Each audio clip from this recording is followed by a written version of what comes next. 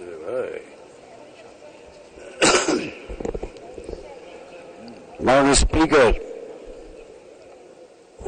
আপনাকে অসংখ্য ধন্যবাদ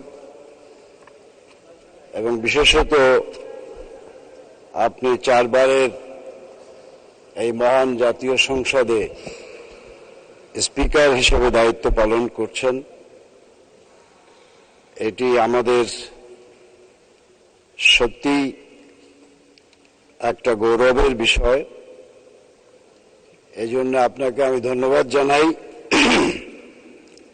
আর এই প্রশ্ন উত্তর পর্বে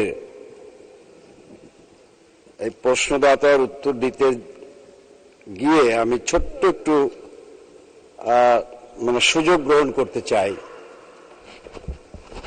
আজকের যিনি সংসদ নেত্রী, সংসদ নেতা, বঙ্গবন্ধু কন্যা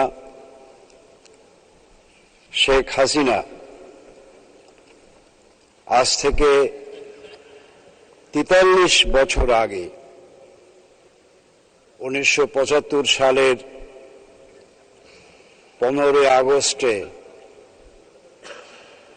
বাবা, মা, ভাই সব কিছু হারিয়ে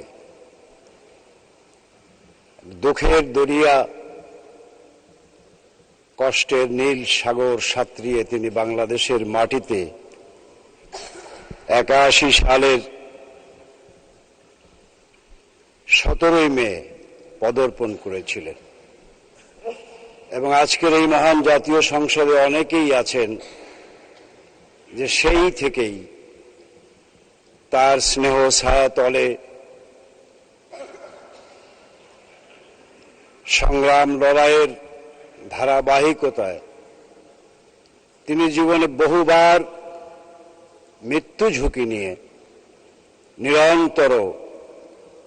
নিরন্তর লড়াই করে অবশেষে 75-এর 15 আগস্টে হারিয়ে যাওয়া আমাদের সেই গণতান্ত্রিক অধিকার পুনরুদ্ধার করেছেন এবং নির্বাচন আদায় করেছেন এবং সেই নির্বাচনে তিনি বিজয়ী হয়ে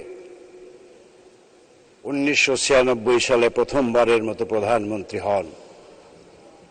আর তার সেই গণতান্ত্রিক রাজনীতির ধারা সমুন্নত রাখা এবং সংসদীয় গণতন্ত্রের ধারাবাহিকতার অংশ হিসেবেই আজকে তিনি সর্বমোট 5মবারের মতো প্রধানমন্ত্রীর দায়িত্ব পালন করছেন। এজন্য গোটা জাতি, গোটা বিশ্ব বিবেক যাদেরকে এই মতলববাজি পরামর্শকরা নানাভাবে নানা চক্রান্ত করে নানান কিছু বোঝাবার চেষ্টা করেছিল, সেই ষড়যন্ত্রের আকাশ এখন পরিষ্কার হয়ে গেছে এবং প্রমাণিত হয়েছে বঙ্গবন্ধু কন্যা শেখ হাসিনা তার বিচক্ষণ নেতৃত্বের জন্যই আজ বাংলাদেশ পৃথিবীর কাছে এক বিস্ময়কর বাংলাদেশ হিসেবে প্রতিষ্ঠা লাভ করেছে।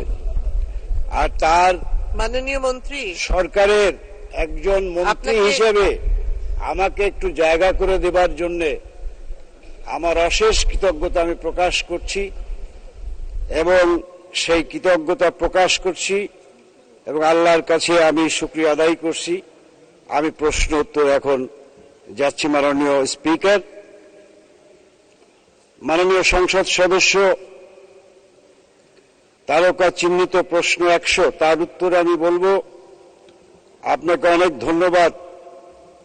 মাননীয় প্রধানমন্ত্রীর সভায় সুনির্দিষ্ট দিক নির্দেশনা ও গতিশীল নেতৃত্বে 2016 থেকে 17 সালে মাছ উৎপাদনের লক্ষ্যমাত্রা 40,50,000 মেট্রিক টনের বিপরীতে 41,34,000 মেট্রিক টন মাছ উৎপাদিত হয়।